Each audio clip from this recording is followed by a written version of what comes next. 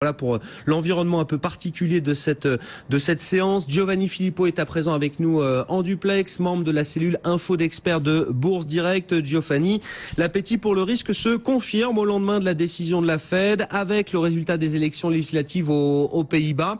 Tout ça est bien vécu, on va dire, par les investisseurs. Oui, tout à fait. C'est extrêmement bien vécu et ce qui est intéressant, si vous voulez, c'est que les marchés sont assez stables, ils progressent doucement mais sûrement. C'est pour ça que je vous disais en titre, le CAC progresse à l'italienne pour faire un petit peu d'humour, doucement mais sûrement dans le but d'aller plus haut. Et pour moi, ce qui est surtout évident, parce que le cycle de reprise est en place depuis 8 mois, c'est que les marchés ont surtout gagné en maturité. Et ça qui est intéressant, faut pas oublier 2016, 2015 et 2014 avec des mouvements atypiques, des réactions spéculatives importantes. Là, en termes de comportement, c'est quand même assez positif. Donc les fondamentaux, bien sûr, viennent étayer cette situation, ce comportement positif. On a moins de spéculation, moins de vol. Côté graphique, on a une évolution qui est propre avec des reflux bien maîtrisés.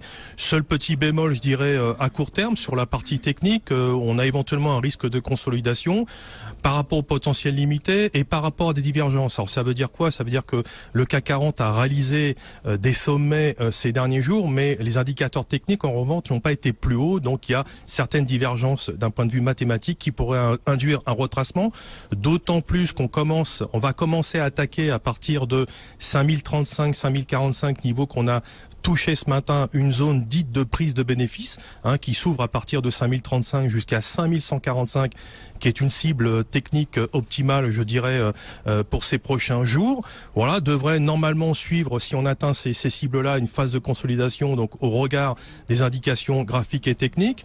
Maintenant, ce scénario, pour être remis en cause à court terme, il faudrait qu'on repasse en dessous de 4930. C'est difficile à envisager. Il faudrait vraiment qu'il y ait une mauvaise surprise, si je puis dire.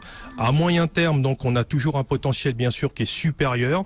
Voilà, je l'ai estimé raisonnablement à l'année 2017 à 5250 sur le futur. J'insiste bien parce que je veux les retraiter des dividendes. Vous savez qu'on va rentrer en période de dividendes. Il y a à peu près 140 points à enlever. Donc, dividendes inclus, ça ferait du 5000K. C'est une progression de l'ordre de 8%.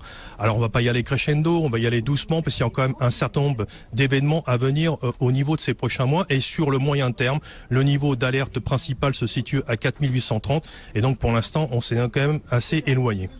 Est-ce qu'on peut dire un mot du pétrole? Où est-ce qu'on en est de votre scénario sur le pétrole? Et c'est vrai que on en reparle de plus en plus après la chute qu'on a pu observer en quelques séances la semaine dernière notamment. Ça s'est un peu calmé hier, ça reste un peu compliqué. On voit que la tendance reste un peu fragile sur le baril de pétrole. Qu'est-ce que vous en pensez, Giovanni?